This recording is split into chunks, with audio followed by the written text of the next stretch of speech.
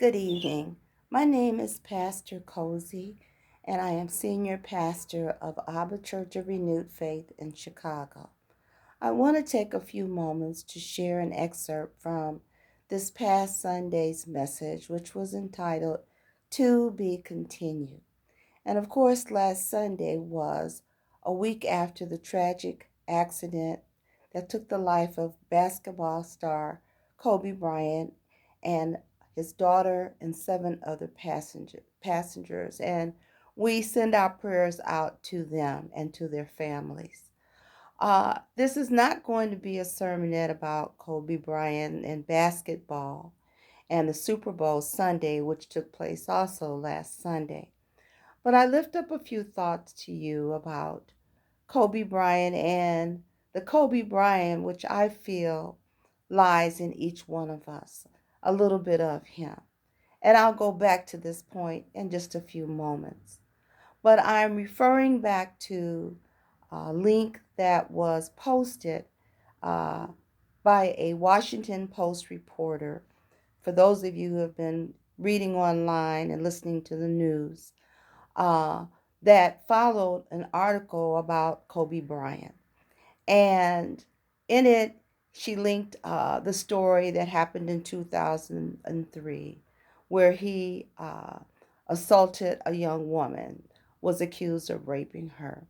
And I'm not going to get into that story and the truth of it and what happened with it. That is not my point whatsoever. But I say to you this evening that man does not look at things as God looks at things. And I look at this young man who, spiritually, I look at this young man who, at 23 or 24 years old in 2003, if he was 41 or because he was 41 when he tragically died last Sunday or a week ago Sunday. We all make mistakes early on in our lives. And I would hate as a pastor now for someone to hold me accountable for something that I did when I was in my early 20s. That does not mean that certain things happen, and that does not mean that there are not consequences for that.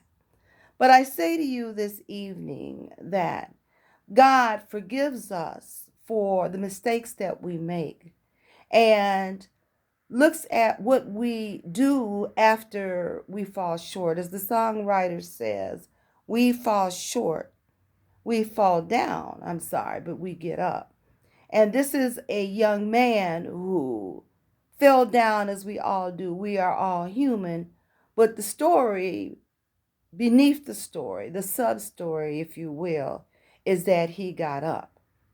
And I think he has touched so many lives in his life and even in his death, where so many people have come out to give him well deserved accolades because he was able to accomplish so much, become a family man, become a person who gave back to the community and who reached out to young people and did so much in the time that he had. He was given an assignment, as we all have.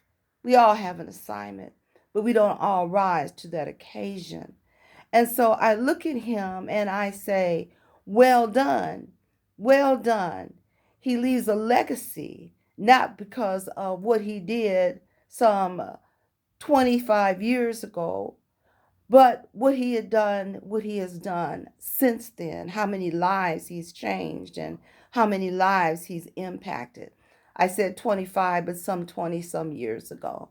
And so I remember the words that Brutus uttered when one of the Shakespearean plays where he is funeralizing Caesar. And he said, the evil men do live after them, but the good is oft interred in their bones. And so let it be with Caesar.